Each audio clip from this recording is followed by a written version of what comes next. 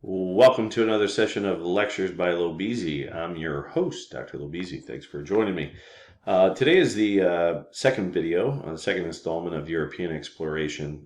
Today we're going to talk about Portugal and some of the Portuguese explorers, and then pivot over to Spain, talk about Christopher Columbus, and finish up with Ferdinand Magellan. So the first thing I want to discuss with you guys is why it was Portugal and Spain that started the European exploration, even though most of the experts were Italian. So historians have done some digging, and this is what they kind of think. It's because both Portugal and Spain had unified kingdoms, and that is strong centralized states where the monarchs could sort of tax at will the people and then use that funding to kind of sponsor, voyages. They also had bureaucracies that could sort of, take over that and oversee those types of activities. In Italy, didn't, and that's because it was divided. Okay, we talked about the Italian city-states during the Renaissance, and so they were too busy fighting each other to be unified enough to kind of sponsor such a large undertaking. Other countries like England and France are going to follow suit and sort of threaten the dominance of both the Portuguese and the Spanish at later times. Also because of their location on the Atlantic. I mean, that obviously is going to put them in a position to wonder at least what lies beyond the coast and the horizon. And so that all is going to play a role in it. But it's the Portuguese that started this process. In the last video, we talked about considering the navigator. It was Bartholomew Diaz, a Portuguese sailor, who made the significant achievement of reaching the southern tip of Africa and returning home in 1488. His goal was to get all the way to India, as you can see on this map, but he was unsuccessful. Bad weather and currents spooked his crew, and they threatened mutiny, so he had no choice but to turn back. Some years later, looks like about 9 years later, Vasco da Gama, another Portuguese explorer who was successful in not only reaching the southern tip of Africa and making contact with what was called the Cape of Good Hope, a colony established by Diaz. He continued working his way up the eastern half of Africa until he crossed the Indian Ocean and reached India. And he loaded his 4 ships up with treasures, mainly spices. I think it's pepper, ginger, and cinnamon. But the most valuable of those spices at the time was pepper. Pepper, there was a huge demand for it. And so he returned home a hero and became a very wealthy man as a result of that.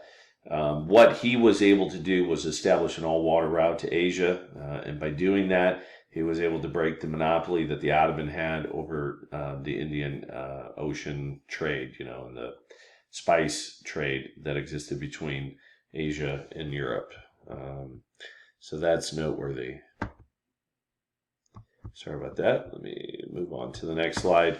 The next thing that the Portuguese wanted to do is sort of take over. They weren't satisfied with being sort of co-traders with the Ottoman. They wanted to knock the Ottoman the best they could out of the Indian Ocean trade. And so this man, Aonso de Albuquerque, was sent with a fleet of ships. As I mentioned in the previous video, they were loaded with cannon, and so they were able to destroy many of the Ottoman ships that they found there. They established a base on the coast, the western coast of India, called Goa, and used that to just kind of patrol the waters and set up traps and destroy the Ottoman ships as they saw them. These are some of the places, especially the Persian Gulf, that they sort of were able to ambush the Ottoman ships and destroy them. The next thing that the Portuguese wanted to do is find the source of the spice trade, and that was left to Albuquerque to find it, and he did, quote unquote, the Spice Islands.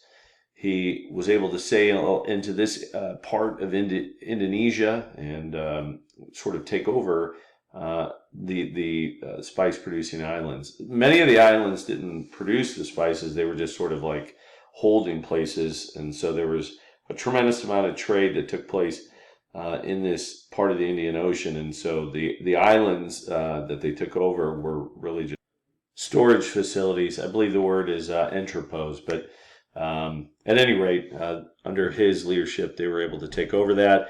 And as a result of that, Portugal will become the wealthiest country in Europe.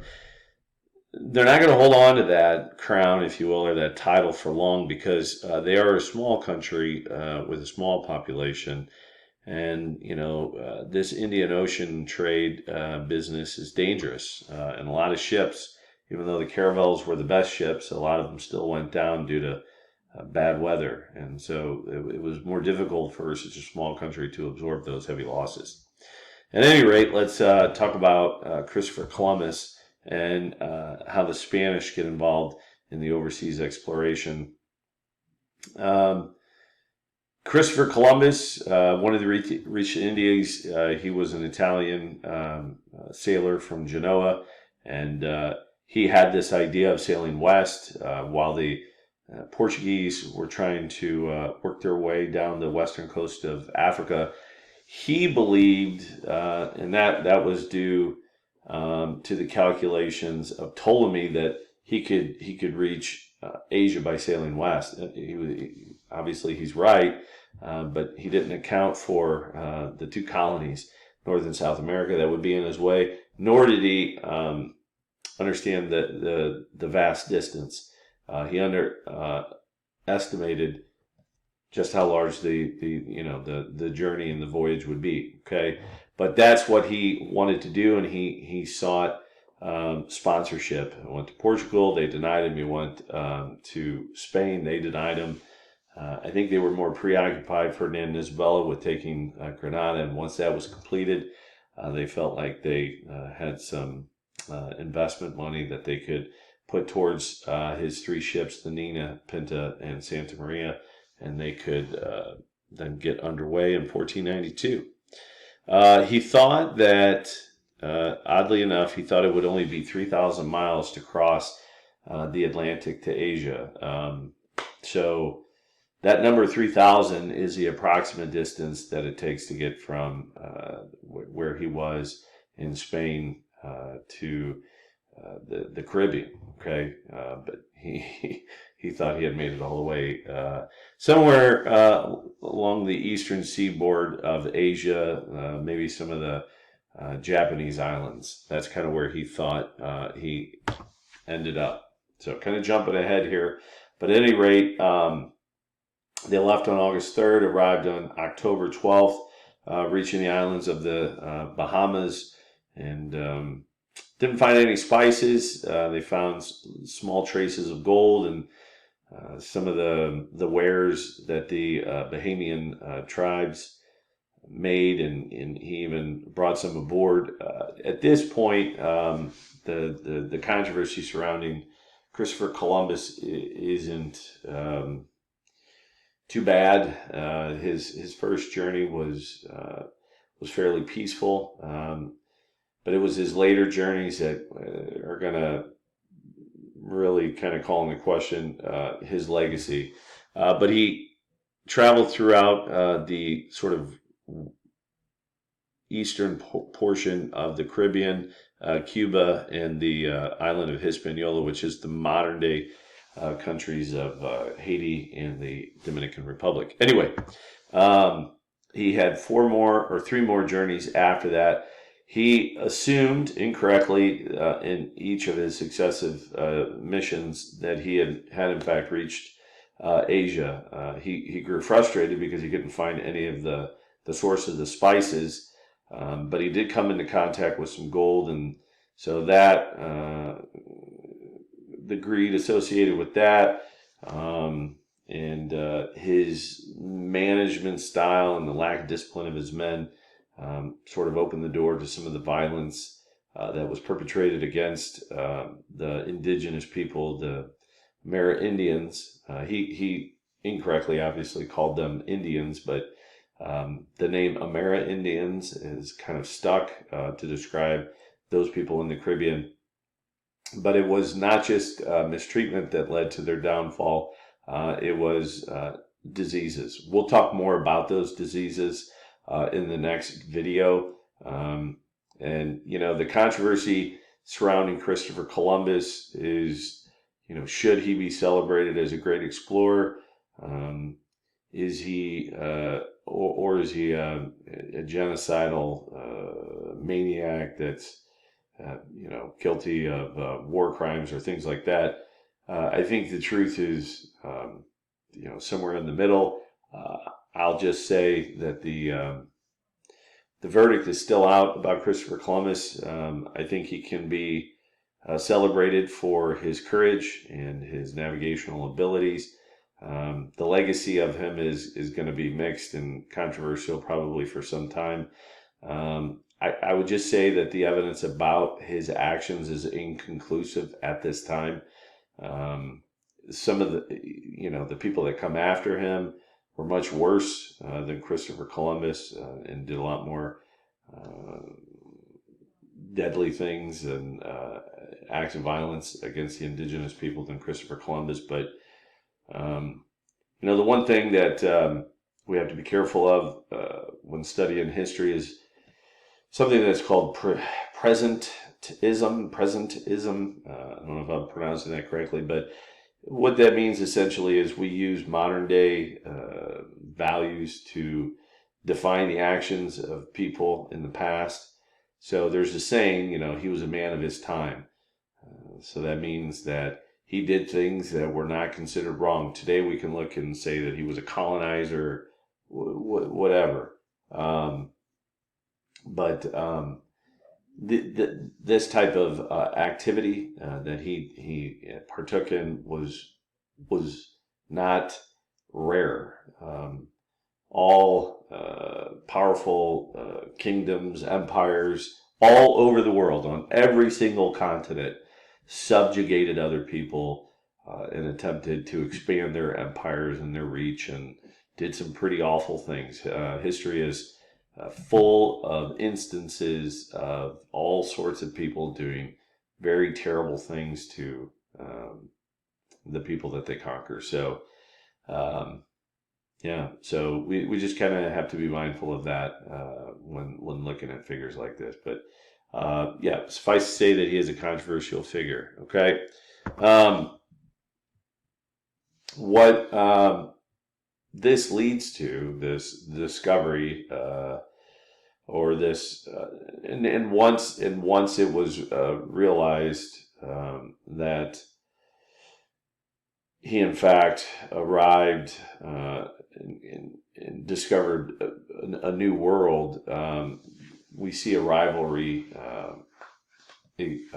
take shape between Portugal and Spain for the land that, you know, they're coming into contact with. And so this, in an attempt to try to prevent this rivalry between Portugal and Spain from erupting into war, we see the Pope step in and come up with a settlement called the line of demarcation. And that's this vertical line that is supposed to kind of demark what land to the west would belong to Spain, and what land to the east would sort of be under the purview or control of Portugal. Anyway, I find it interesting because once they settled on the official line of demarcation of 1494, it runs through modern day Brazil. And that's noteworthy because Brazil today is the only